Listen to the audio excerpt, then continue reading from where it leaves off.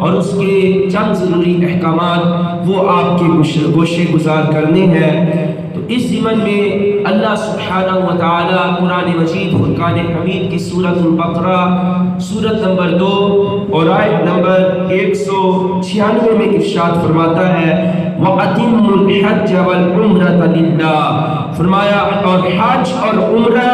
اللہ کے لیے پورا کرو۔ تو یہاں پہ جو قابل غور بات ہے، علماء کرام فرماتے ہیں کہ اللہ نے جو فرمایا حج اور عمرہ اللہ کے لیے ادا کرو،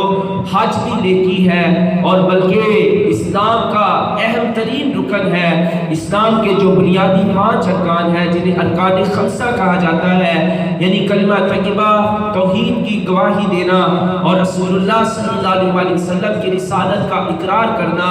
توحید اور رسالت، اور اسی طرح نماز، روزہ، زکوٰۃ اور حج، یہ اسلام کا اہم ترین رکن ہے۔ حج اور عبادات کی 3 قسمیں ہوتی ہیں، ایک ہوتی ہے صرف بدنی عبادت جیسا کہ روزہ ہے یا نماز وغیرہ ہے، اور ایک ہوتی ہے بدنی اور مالی عبادت جیسا کہ قربانی کرنا ہے، اور ایک ہوتی ہے صرف بدنی عبادت جیسا کہ حج ادا کرنا ہے، عمرہ کرنا ہے۔ تو یہ صرف بدنی عبادات ہیں۔ تو اللہ سبحانہ و تعالی نے یہاں پہ حکم فرمایا کہ وَأَتِمُّوا الْحَجَّ وَالْعُمْرَةَ لِلَّهِ، حج اور عمرے کو اللہ کے لیے پورا کرو۔ تو حج بھی نیکی ہے اور عمرہ بھی ایک نیکی ہے، لیکن اللہ ہم سے تقاضا کیا کرتا ہے کہ اے میرے بندو، جب تم اسے ادا کرنے لگو تو تمہارے دل میں ذرا بھی یہ تمنا اور خواہش نہیں آنی چاہیے کہ تم حج کر لو تو لوگ تمہیں حاجی کہیں، تم عمرہ کرو لوگ تجھے حاجی کہنا شروع کر دیں، بلکہ اپنے آپ کے ساتھ حاجی کا ٹائٹل لگوانے اور دل میں اس کی خواہش اور تمنا بھی نہ پنپنے پائے، بلکہ تم نے اگر یہ نیکیاں کرنی ہے اور اس کے ضمن میں جتنی تمام نیکیاں تم کرو، اگر نماز پڑھتے ہو تو دل میں یہ خواہش مت کرنا کہ لوگ تمہیں سمجھے بڑا نمازی ہے، قرآن پڑھتے ہو تو یہ مت خواہش کرنا کہ لوگ تمہیں قاری کہیں، اگر تم قرآن کو حفظ کرتے ہو، بچوں کو کرواتے ہو تو یہ مت کہنا کہ یہ فلاں حافظ کا باپ ہے اور یہ حافظ قرآن ہے، بلکہ فرمایا جتنی بھی تم نیکیاں کرتے ہو وہ صرف اور صرف محض اللہ کے لیے ہونی چاہیے، اخلاص کے ساتھ تم نیکیاں کرو، پھر ان پر تمہیں اللہ اجر بھی عطا فرمائے گا، ان کا تمہیں اللہ پورا بدلہ اور ثواب بھی عطا فرمائے گا۔ اس لیے بزرگان دین فرماتے ہیں کہ بندہ نیکیاں کرتا چلا جائے اور ان کو سمندر میں ڈالتا چلا جائے صرف اللہ کے لیے کہ یہ نیکی میں نے اللہ کے لیے کی ہے، حج کیا ہے اللہ کے لیے کیا ہے، عمرہ کیا ہے اللہ کے لیے کیا ہے، قربانی اللہ کی راہ میں دینی ہے اللہ کے لیے دینی ہے۔ تنبیہ الغافلین کے اندر فقیہ ابو الیاس سمرقندی رحمۃ اللہ علیہ اخلاص کی یعنی اللہ کے لیے جو عمل کیا جاتا ہے اس کی مثال بیان فرماتے ہیں۔ فقیہ ابو الیاس سمرقندی رحمۃ اللہ علیہ کہتے ہیں کہ میں نے یہ اخلاص یعنی للہیت، اللہ کے لیے اعمال کرنا، نیکیاں کرنا، اچھائیاں کرنا، عبادات اور طاعات کرنا،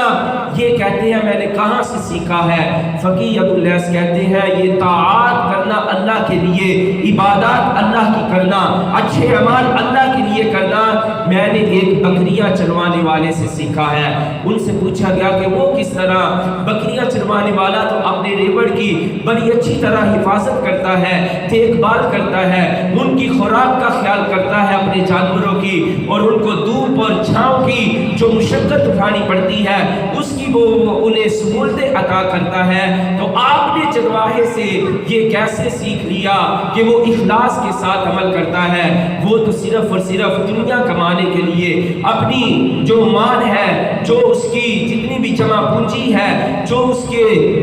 ملک میں اس کے پاس جو بکریاں ہیں، ریوڑ ہے، ان کی وہ حفاظت کے لیے اعمال کرتا ہے۔ تو آپ کیسے فرما رہے ہیں کہ وہ اللہ کے لیے عمل کرتا ہے؟ تو انہوں نے آگے سے جواب دیا تم نے یہ تو دیکھ لیا کہ وہ صرف اور صرف اپنے جانوروں کی حفاظت اور دیکھ بھال کرتا ہے، ان کی خیال کا، ان کی خوراک کا لحاظ لحاظ رکھتا ہے، خیال کرتا ہے، لیکن یہ بھی تو دیکھو جب اذان کا وقت ہوتا ہے اور وہ نماز پڑھنے لگتا ہے تو پھر وہ کس کے بھروسے پر اللہ کی عبادت کرتا ہے، وہ کس کے بھروسے پر رب کی اطاعت کرتا ہے، نماز پڑھتا ہے، اس کا یقین صرف اللہ ہی پر وہ کامل ہوتا ہے کہ میرے ریوڑ کی، میرے بعد حفاظت وہ اللہ کے ذمے ہے، میرے بکریوں کی، میرے مال کی حفاظت وہ اللہ کی سپرد ہے، میرے مال کی حفاظت وہ اللہ کرے گا۔ تو فرماتے ہیں یہ چرواہے کا عمل کہ جب بکریوں کی دیکھ بھال کے دوران اذان کا وقت ہو جاتا ہے،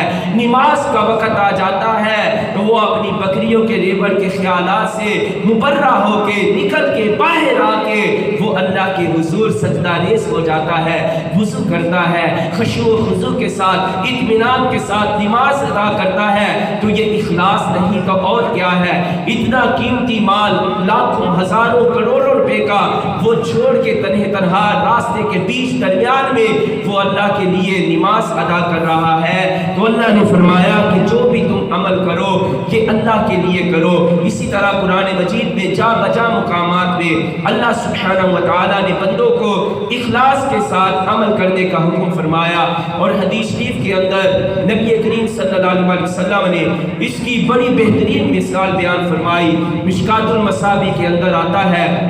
نبی کریم صلی اللہ علیہ وسلم نے فرمایا کہ پچھلے وقتوں میں 3 مسافر تھے، وہ کہیں سفر پہ جا رہے تھے، تو رستے میں تیز آندھی آئی، طوفان آیا، بارش آئی، تو انہوں نے اب جنگلات تھے، وادی تھی، وہاں پہ کوئی آبادی نام کی چیز نہ تھی، صرف جنگلات تھے، ہر طرف پہاڑ تھے، چوٹیاں تھی، درخت تھے۔ تو انہوں نے اب سوچا کہ اتنی بارش ہے، گھر بھی ہم نے پہنچنا ہے، اپنے بچوں کی دیکھ بھال کرنی ہے، والدین کی خدمت میں مصروف ہونا ہے، تو اب ہم کیا کریں، اس بارش سے کیسے چھٹکارا پائیں؟ چنانچہ انہوں نے بارش سے بچنے کے لیے ایک غار میں پناہ طلب کی۔ وہاں پہ جب وہ پہنچے تو اتنی تیز بارش تھی، ہوا کے جھونکے تھے چاروں طرف سے کہ ایک ہوا کے جھونکے نے تیز وہ بڑی چٹان کا پتھر وہ غار کے منہ پہ آ کے رکھ دیا، چنانچہ وہ غار کا دروازہ بند ہو گیا۔ اب نبی کریم صلی اللہ علیہ وسلم فرماتے ہیں ایک بارش، آندھی، طوفان کی مصیبت، اور دوسرا اس سے نجات پانے کی وہ تدبیر کر رہے تھے 3 لوگ، لیکن اس پر بڑی مصیبت یہ آن پڑی کہ اتنی بڑی چٹان پہاڑ کی وہ غار کے منہ پہ آ پڑی، اب وہاں سے سوئی کے نکے کے برابر بھی نظر باہر نہیں جا سکتی، تو ایک آدمی کے گزرنے کی جگہ بھی باقی نہ رہی غار سے۔ چنانچہ اب تینوں لوگوں نے، مسافروں نے یہ تدبیر کرنا شروع کی کہ اب کیا تدبیر کی جائے اس مصیبت سے نجات پانے کی، اور اس چٹان کو کیسے ہٹایا جائے۔ چنانچہ انہوں نے ایڑی چوٹی کا زور لگایا اور چٹان کو غار کے منہ سے ہٹانا چاہا، لیکن چٹان جو ہے وہ غار کے منہ سے ہل نہیں پا رہی۔ جہاں تک انسان کی طاقت ہے، بساط ہے، وہ ہر مصیبت سے نجات پانے کی پوری کوشش کرتا ہے، جسمانی لحاظ سے، مالی لحاظ سے، اپنی طاقت کے اعتبار سے، لیکن انہوں نے جب تو زور لگایا اور پورا زور لگایا بدن کا، تو وہ چٹان کو ذرہ بھر بھی نہ ہلا سکے اپنی جگہ سے۔ آقا کریم صلی اللہ علیہ وسلم فرماتے ہیں پھر ان کے ذہن میں اللہ نے یہ بات ڈالی، یہ تدبیر آئی کہ کیوں نہ ہم اللہ رب العالمین کی بارگاہ میں اپنی التجائے پیش کریں، اور اپنے جو اخلاص کے ساتھ ہم نے عمل کیے ہیں، نیک اعمال کیے ہیں، ان کا واسطہ رب کے حضور پیش کرے۔ ہو سکتا ہے کہ رب ذوالجلال اخلاص والے اعمال کے صدقے ہمیں اس مصیبت سے نجات عطا فرما دے اور ہم اس غار سے چھٹکارا پا جائیں۔ چنانچہ نبی کریم صلی اللہ علیہ وسلم نے فرمایا کہ ایک مسافر بولا کہ اے اللہ، میرے بوڑھے والدین تھے، وہ عمر رسیدہ ہو چکے تھے، وہ خود پیشاب اٹھ کے نہیں کر سکتے تھے، تو میں نے اے اللہ تیری رضا کے لیے اپنے والدین کی خدمت کی، اطاعت کی، ان کو کھانا کھلایا، ان کے پیشاب پیشاب اور پخانے کا خیال کیا، اپنے ہاتھوں پہ اس کو اٹھایا۔ اے اللہ اگر یہ میرا عمل تجھے پسند ہے اور تیری رضا کے لیے تھا تو ہمیں اس مصیبت سے نجات عطا فرما۔ آقا کریم صلی اللہ علیہ وسلم نے فرمایا ابھی اس مسافر کے ہاتھ نیچے نہیں آئے تھے کہ چٹان نے اپنی جگہ سے حرکت کی اور تھوڑا سا سرک کے سائڈ پہ ہوئی، چنانچہ آنکھ کے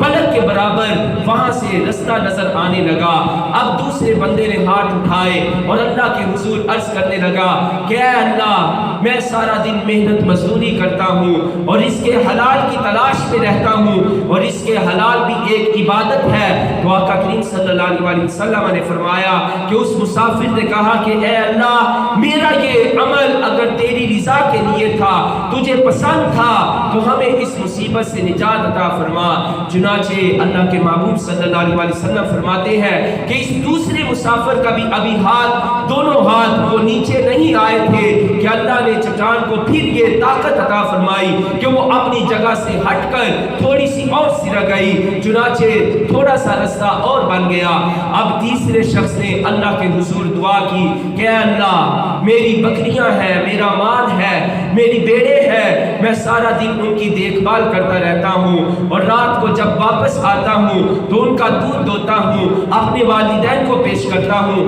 اپنے اہل و عیال کو، بیوی بچوں کو پلاتا ہوں۔ چنانچہ اگر میری یہ نیکیاں تجھے پسند ہے اور تیری رضا کے لیے تھی تو اے اللہ اس مصیبت سے ہمیں نجات عطا فرما۔ آقا کریم صلی اللہ علیہ وسلم فرماتے ہیں تینوں لوگوں کا عمل وہ اخلاص کے ساتھ تھا، اس میں ریاکاری نہیں تھی۔ اگر ذرا بھی دکھلاوا ہوتا، ریاکاری ہوتی تو اللہ انہیں کبھی بھی اس چٹان کو غار کے منہ سے نہ ہٹاتا، بلکہ تیسرے بندے کا جب ابھی یہ کلمات رب کے حضور پہنچے اس کے ہاتھ نیچے نہیں آئے تھے کہ اللہ نے غار کا رستہ صاف فرما دیا، چٹان کو اپنی جگہ سے ہٹا دیا۔ اب تینوں لوگ رستے سے اس غار سے باہر نکلے اور وہ اپنے رستے پر چل پڑے۔ تو آپ اندازہ لگائیں کہ اللہ کے لیے جو عمل کیے جاتے ہیں ان پر اللہ بندوں کو کتنا اجر عطا فرماتا ہے، ان کا ہی بندوں کو ثواب عطا کیا جاتا ہے اور ان کی برکت سے اللہ رب العالمین بندوں کی مصیبتوں کو بھی دور فرماتا ہے،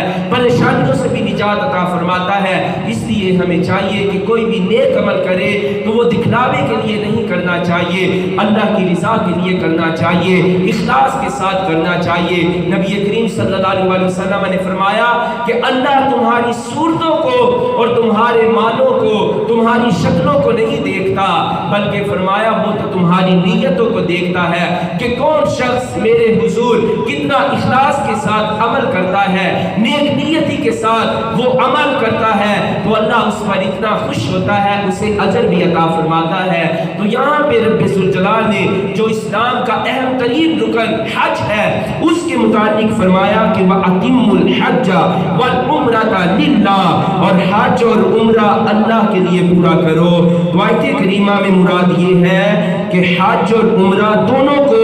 ان کے فرائض اور شرائط کے ساتھ خاص اللہ کے لیے بغیر سستی اور کوتاہی کے مکمل کرو۔ حج کس کو کہتے ہیں؟ علماء کرام نے فرمایا حج کی تعریف اور اس کی فرضیت کی تاریخ کے مطابق اہل علم فرماتے ہیں کہ حج نام ہے احرام باندھ کر 9 ذو الحجۃ الحرام کو میدان عرفات میں ٹھہرنے اور کعبہ معظمہ کے طواف کرنے کا، یعنی 9 ذو الحجہ کو بندہ احرام باندھ کے وقوف عرفہ میدان عرفات میں چلا جائے، وہاں پہ وہ پوری رات گزارے اور اگلے دن 10 ذی الحجہ کو آ کے کعبۃ اللہ کا وہ طواف کرے تو اللہ کے حضور یہ حج عبادت ہے، اس کو حج کہا جاتا ہے۔ اس کے لیے خاص وقت مقرر ہے جس میں یہ افعال کیے جائیں، یعنی اللہ سبحانہ و تعالیٰ نے حج کی فرضیت کو 9 ذو الحجۃ الحرام کے وقت میں مقرر فرمایا۔ اس وقت سے لے کے 10ویں ذو الحجۃ الحرام تک بندہ جو افعال کرتا ہے، احرام بندہ ہے، وہ حج کے لیے پیش کیا جاتا ہے۔ تو اللہ کے حضور صلی اللہ علیہ وسلم نے اس کی فرضیت کے متعلق فرمائی اس کا حکم کب آپ کو دیا گیا، تو اہل علم فرماتے ہیں حج 9 ہجری ہجری کو فرض ہوا، اس کی فرضیت اور اس کا حکم کیا ہے؟ اس کی فرضیت قطعی ہے، یقینی ہے، جیسے نماز، زکوٰۃ، روزہ یہ اللہ کے احکامات ہیں، اللہ نے بندوں پہ فرض فرمائے ہیں، تو اسی طرح حج یہ بھی یقینی فرض عبادت ہے، اور اس کی فرضیت کا انکار کرنے والا کافر ہے، کیونکہ اللہ کا حکم ہے وَأَتِمُّ الْحَجَّ کہ حج کو پورا کرو، مکمل ادا کرو۔ اور قرآن کے اہل علم کا، اہل ایمان کا، ہم مسلمانوں کا یہ یقین اور عقیدہ ہے کہ قرآن مجید کے جو ایک حرف یا ایک زبر سے پیش کا بھی انکار کرتا ہے اس کا ایمان باقی نہیں رہتا، وہ کافر ہو جاتا ہے۔ تو چنانچہ جو ان حج جیسی عظیم عبادات کے منکر ہوتے ہیں تو وہ کیسے مسلمان رہ سکتے ہیں؟ اسی طرح آقا کریم صلی اللہ علیہ وسلم نے حج کی اہمیت اور فضیلت کو بیان کرتے ہوئے ارشاد فرمایا کہ حاجی کی بھی بخشش کر دی جاتی ہے، مغفرت کر دی جاتی ہے، اور حاجی جس کے لیے مغفرت کرتا ہے اللہ ان لوگوں کی بھی مغفرت فرما دیتا ہے۔ اور آقا کریم صلی اللہ علیہ وسلم فرماتے ہیں کہ لوگوں حج فرض کو جلدی ادا کیا کرو۔ آج ہم دیکھیں لوگوں معاشرے کے اندر لوگ امیر کبیر ہیں، جاگیردار ہیں، پراپرٹیز ہیں، جائیدادیں ہیں اربوں خربوں کے حساب سے، لیکن وہ حج کی اس عبادت کا انہیں علم نہیں، شعور نہیں۔ اللہ کے حضور صلی اللہ علیہ وسلم کا حکم ہے کہ حج کو جلدی ادا کیا کرو۔ اور اسی طرح آقا کریم صلی اللہ علیہ وسلم نے ارشاد فرمایا کہ حج اور عمرہ محتاجیوں اور گناہوں کو اس طرح ختم کرتا ہے جس طرح بٹی وہ سونے، لوہے اور چاندی کے میل کچیل کو دھو دیتی ہے، صاف کر دیتی ہے۔ جیسے لوہار کی بٹی میں لوہا ڈالا جائے تو اس سے بالکل زنگ صاف ہو جاتا ہے، سنیار اگر سونے کو صاف کر دے تو اس پر میل کچیل باقی نہیں رہتا، چاندی کو صاف کر دے تو وہ بالکل پاکیزہ اور ستھرا نظر آتا ہے، نکھر آتا ہے۔ تو مسلمان کا بھی یہی حال ہے کہ جب وہ اللہ کی رضا کے لیے حج کرتا ہے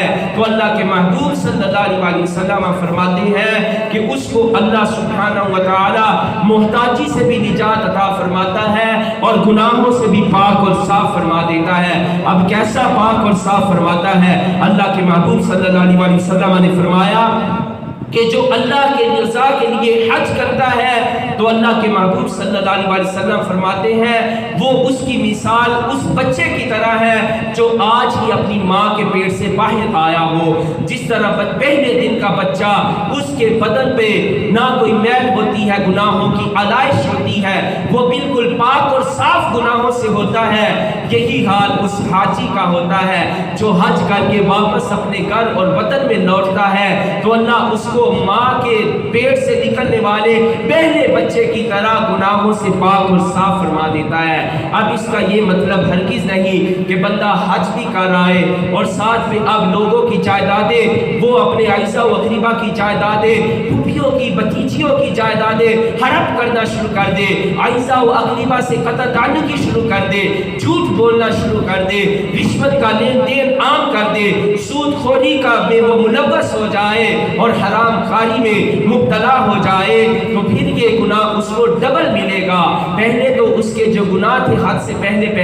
وہ حج نے معاف کروا دیے، حج کی برکت سے اللہ کے رسول صلی اللہ علیہ وسلم نے فرمایا اس کی زندگی کے پچھلے جتنے گناہ تھے ان کو معاف کر دیا جاتا ہے۔ پھر جب وہ حج سے واپس لوٹ کے آئے تو اس کے لیے انتہائی نازک مرحلہ ہے کہ وہ اپنے حج کی اب حفاظت کیسے کرتا ہے، اب وہ پچھلی زندگی میں کیے ہوئے گناہوں سے کیسے استقامت اختیار کرتا ہے، بچ کے رہتا ہے۔ تو اس لیے یہاں سے یہ مسئلہ بھی ثابت ہوا کہ ہم بھی جو عمل کرتے ہیں، مثلا ہم وضو کریں، نماز پڑھیں، ہم اللہ کا ذکر کریں، قرآن مجید کی تلاوت کریں، تو ہمیں بھی کوشش کرنی چاہیے یقین کے ساتھ، اس عقیدے کے ساتھ کریں کہ ان کی برکت سے ہمارے گناہ پچھلے معاف کر دیے گئے ہیں۔ اب آئندہ ہمیں گناہوں سے بچنا چاہیے، اللہ کے حضور پکی سچی توبہ کرنی چاہیے اور صدقے دل سے عہد کرنا چاہیے کہ ہم اب کبھی بھی دوبارہ ان گناہوں کی طرف جو ہم نے پہلی سابقہ زندگی میں کیے لوٹ کے نہیں آئیں گے۔ توبہ کے مفہوم کے متعلق حضرت سیدنا عمر عمر फारूक रज़ी अल्लाह तआला अन्हु का कौल मुबारक है। आप फरमाते हैं कि ऐसे बंदे को तौबा करनी चाहिए, जो बंदा गुनाह करता है तो उस पर बंदे को ऐसी तौबा करनी चाहिए जैसे दूध, भैंस के थनों से धोया हुआ दूध वो वापस नहीं लौटाया जा सकता। तो बंदे को इस पर यकीन करना चाहिए कि अल्लाह के हुजूर वो तौबा कर रहा है, अब वो गुनाहों की तरफ कभी भी पलट के नहीं जाएगा। जिस तरह भैंस के थनों से निकला हुआ दूध वो दोबारा थनों में नहीं लौटाया जा सकता, वापस नहीं भरा जा सकता, तो इसी तरह बंदे को भी गुनाहों से ऐसी तौबा करनी चाहिए। बहरहाल अल्लाह के महबूब सल्लल्लाहु अलैहि वसल्लम फरमाते हैं कि हज फर्ज को वो जल्दी अदा किया करो, ये तुम्हें परेशानियों से, मोहताजियों से, गुनाहों से निजात अता फरमाता है। कि आप अंदाज़ा लगाएं कि हज करना कितनी अल्लाह को महबूब तरीन इबादत है कि इसकी बरकत से अल्लाह सुब्हानहू व तआला बंदे के बदन को गुनाहों से पाक और साफ फरमा देता है। अब आखिर में हज के मुताबिक चंद ज़रूरी अहकामात समाअत फरमा लीजिए कि हज के 3 फराइज़ हैं। नंबर 1, इहराम बांधना। इहराम में 2 सफ़ेद चादरें होती हैं, चाहे नई हो या चाहे धुली हुई, पहले ही वो साफ चादरें होनी चाहिए। एक वो बंदे के बदन पे होनी चाहिए और दूसरी शर्मगाह के गिर्द उसको लपेटा जाए। इसी तरह दूसरा फर्ज है वक़ूफ़ अरफा, यानी मैदान अरफात में 9 ज़िलहज्जतिल हराम को पहुँचना और वहाँ पे ठहरना। तीसरा फर्ज है तवाफ़ ज़ियारत, यानी बंदा जाते ही पहले खाना काबा का तवाफ करे। बुज़ुर्गान दीन अलैहिम रहमत से मनक़ूल है कि जब बंदा उम्रा या हज के लिए पहली बार मक्कातुल मुकर्रमा की पाक सरज़मीन पे हाजिर होता है और जब उसकी नज़र पहली बैतुल्लाह शरीफ पे पड़ती है, जो भी वो अल्लाह के हुजूर दुआ करता है अल्लाह उसकी दुआ को कबूल फरमाता है। तो अल्लाह जिन खुशकिस्मत लोगों को ये मौका अता फरमाए और हरमैन शरीफैन की हाज़िरी का शर्फ अता फरमाए, तो जब भी पहली नज़र काबतुल्लाह पे पड़े तो वहाँ पे ये दुआ करनी चाहिए। अब क्या दुआ करनी चाहिए? हमारे इमाम आज़म अबू हनीफा रहमतुल्लाह अलैह फरमाते हैं सबसे जामे और माकूल दुआ ये है कि बंदा उस वक़्त रब के हुजूर ये कहे कि अल्लाह मैं जितनी देर इस सफ़र पे हूँ मुबारक हज और उम्रे के, और यहाँ पे मैं जो भी दुआएं करूँ मदीनातुल मुनव्वरा की सरजमीन में, मक्का की सरजमीन में, वो तमाम मेरी दुआएं कबूल फरमा। चुनाचे जो भी बंदा जब भी दुआ करेगा वो कबूलियत की घड़ी है, कबूलियत का लम्हा है। पहली नज़र जब काबा पे पड़ती है, जो भी रब के हुजूर दुआ की जाए अल्लाह उसकी रद्द नहीं फरमाता, ज़रूर कबूल फरमाता है। तो जब बंदा ये दुआ कर देगा कि अल्लाह मैं बैतुल्लाह की सरजमीन पे, मक्का की सरजमीन में हूँ, मदीनातुल मुनव्वरा तेरे महबूब के शहर में हूँ, मैं जो भी रब से दुआ करूँ ऐ अल्लाह तू मेरी दुआओं को कबूल फरमा, तो अल्लाह उसकी सारी दुआओं को कबूल फरमाएगा। इसी तरह हज की अक़साम है। उलमा किराम फरमाते हैं कि हज की 3 अक़साम हैं। फरमाया नंबर 1 इफ़राद, यानी सिर्फ हज का इहराम बांधना, और नंबर 2 हज तमत्तु, यानी पहले उम्रा का इहराम बांधा जाए, फिर उसी उम्रा के इहराम से फारिग होने के बाद उसी सफ़र में हज का इहराम बांध दिया जाए। मसलन अब बंदा यहाँ से उम्रा के इरादे से गया है, अब चूँकि अय्याम हज शुरू हो चुके हैं, हज के अय्याम, ये मसला भी ज़हन नशीन रखने वाला है, हज के जो अय्याम है, दिन है, वो यकम शवालुल मुकर्रम से लेके